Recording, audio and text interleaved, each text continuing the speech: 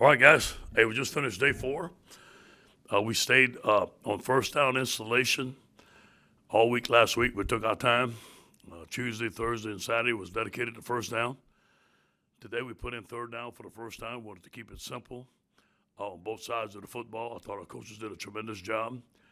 We wanted to challenge the defensive line to get a great four-man rush, to challenge the offensive line to protect and win the one-on-ones. I thought the offensive line did a tremendous job today in the first period of team pass, and in the second period of team pass, the defensive line started running some stunts, did some good things. Our quarterback scrambled very well, did a good job.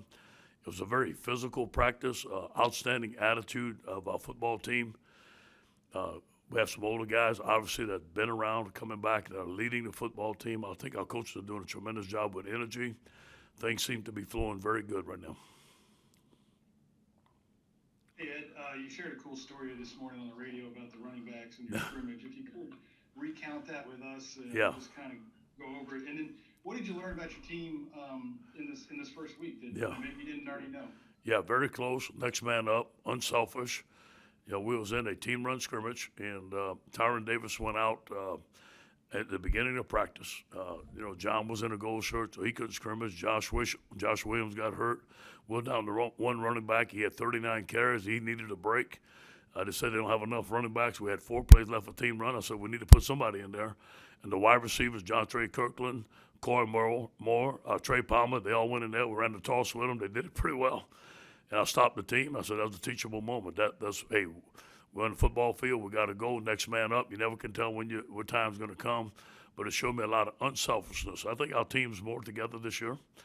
I think our coaching staff is together. We have some very talented quarterbacks. All 4 of them are doing very well right now. On the offensive side, we're doing very well on the offensive line. Our receivers are catching the ball well. We just got to find some running backs. They're hurt right now, so we don't have an identity right now. I know we're going to get it, though. Hey, I had a couple of questions. One, so Ty Davis Price, like, you went out at the beginning of the scrimmage on Saturday. What happened with him? And then, second of all, you talked about your quarterback room. What else have you learned from them this week? Yeah. Max still in the field right now. Ty just got a regular little injury. That's all. But nothing. Just couldn't practice. The quarterbacks are competing very well. All 3 guys returning, doing very well. Garrett Nussmeier continues to impress. He makes plays with his feet. He's very accurate, got a strong arm, and he's fearless back there. So all of them are competing right now. All of them are getting equal reps. We only practice 4 times. This is going to be an ongoing thing. We got to let it go throughout camp. But all guys are doing well right now.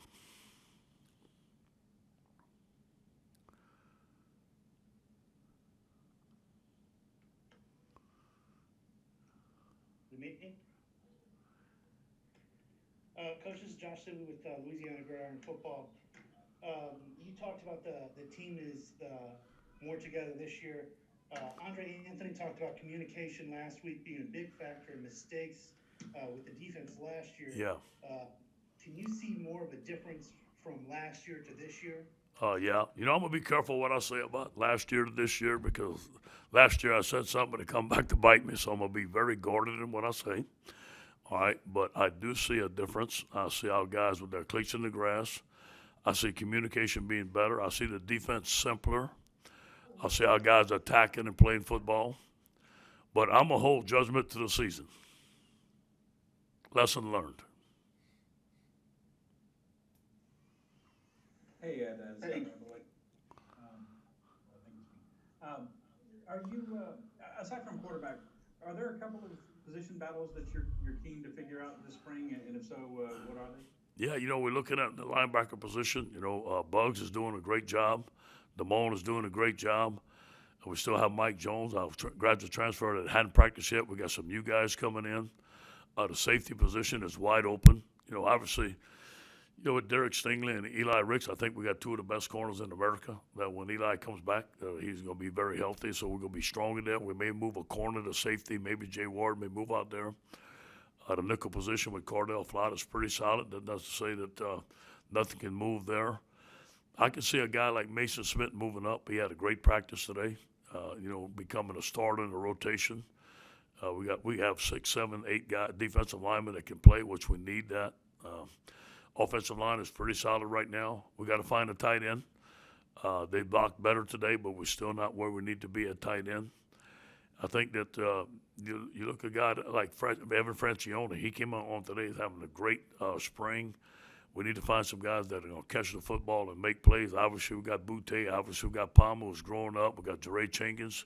We got some young guys coming in. So, we got to develop the wide receiver, the running back position, linebacker position, and the safety position. This is Glenn West here. And you mentioned Mason Smith just now, but I wanted to ask about a couple other early enrollee freshmen who might be asked, to step up early on, and Deion Smith and Derek Davis. Those are two positions that seem pretty wide open right now. I'm curious as to what kind of push those guys have made and what they've shown in the first couple. We asked Derek to move if he wanted to move the running back. He's a great running back, and we thin a running back. So he played a little running back today. I think he decided he might want to move back to safety. I need to talk to him. He can play both of those only his first day. Deion Smith, I think he's going to be an excellent receiver, but Deion's coming off of an injury. He's not full speed right now. Hadn't practiced yet, but I think those guys are going to make a difference. Hey, Coach, it's been about an official week now since you've gotten to see this team on the field during camp. Bringing all the new faces into the coaching staff, how has the culture already changed a bit on the field compared to last year? I see our guys happy, wanting to be at LSU, coming out, early. And, I get to work at 6. The parking lot is full already, I leave at 9 o'clock. Some guys are still working. Guys are coming in early. You got some young coordinators that want to prove themselves, that are very hungry, that are very detailed, working very hard. Yes, sir, no, sir. They're doing a great job of organizing the staff. You got a lot of guys that want to be here, so that makes a difference. You got a veteran team coming back, so they're together. They have energy. They know what to expect at practice. They know how tough it's going to be. They invite it. The expectations for this team are very high, and they need to be. But we need to answer that on a daily basis by the way we practice the LSU standard performance. I can already see a difference in this team as far as execution and practice-wise opposed to last year. Now, that doesn't mean nothing. I'm not saying that they're better or nothing like that, but I just say that we're practicing better with more energy. And obviously the entire offensive line's back, but are those starters relatively locked in, or are there some spots you'd still like to see some improvement? Everything's locked in, but everything is etched in sand, but I don't, somebody's got to have to really, really shine. Now, Anthony Bradford, if he gets it going and gets in shape, could be a guy that can factor in as a potential starter. The other guys are making progress, but they're not there yet. Two questions. One kind of general. If you had a whiteboard and you were like, "This is what I want to accomplish this spring," was there one or two that really stood out to you? And then, secondly, how did you approach the quarterback battle? Did you sit them down and say, "Look, we're not going to decide it in the spring. We're going to do it in the fall and figure it out"?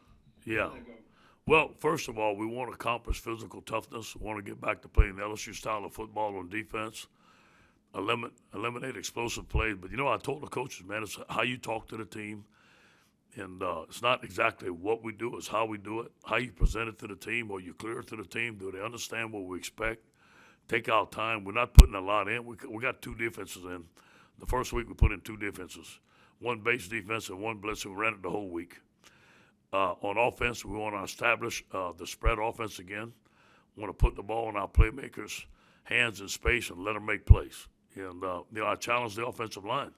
And we got to have a 5-man protection. We're not keeping a tight end in. We're not keeping it back. I want to get 5 guys out and let them roll. If we need to, we will, but we got to win on one-on-ones. Challenge the defensive line. The defense to be in great condition. I don't think we've been in great condition. We're not in great football shape like we want to be, and be in the best position we can possible. Hey, Coach, Shea Dixon here.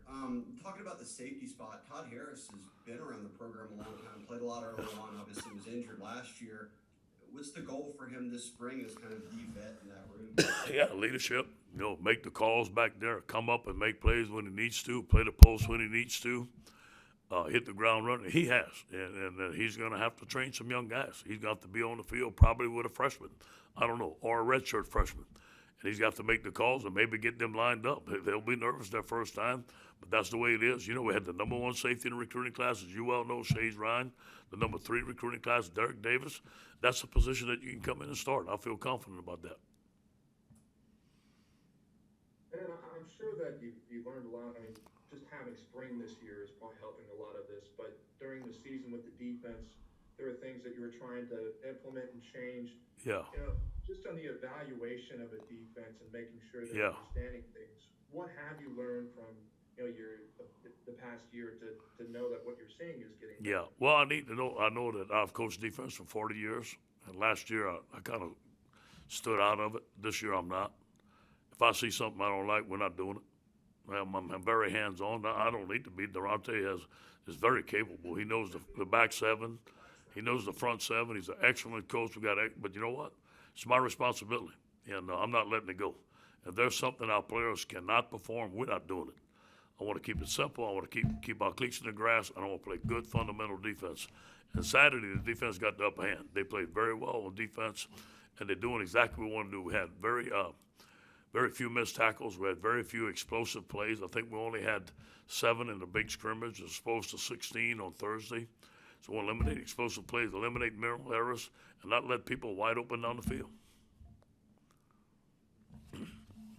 Hey, Coach, you mentioned there's a couple of guys missing, maybe with Baskerville out at linebacker, and that was out in secondary with the injury. Who does that maybe open the door up for? Maybe some guys we haven't heard from that you're looking at right now? Yeah, you're looking at Bugs.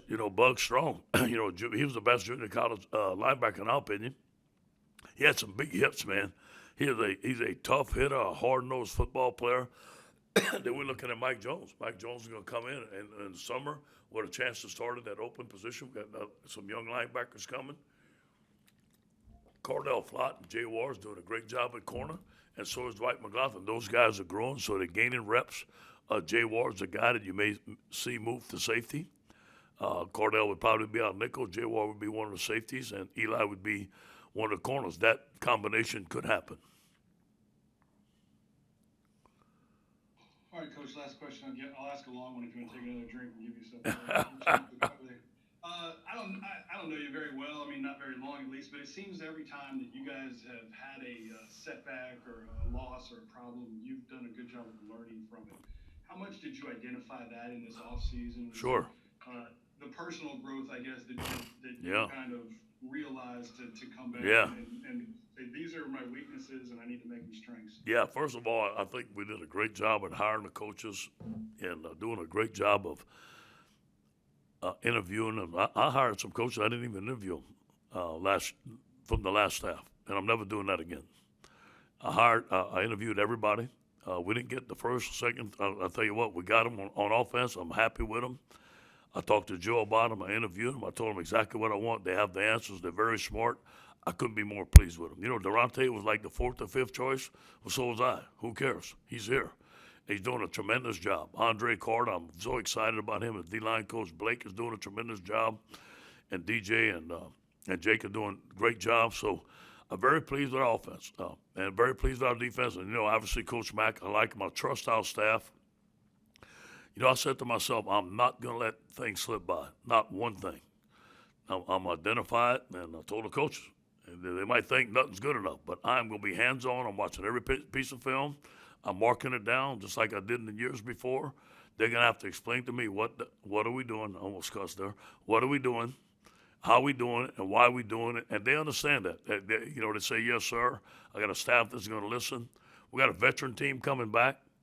We got 33 guys that have started opposed to the year before. So there's a lot of differences this year. That doesn't mean it's going to make a difference, but I expect to have a good team this year.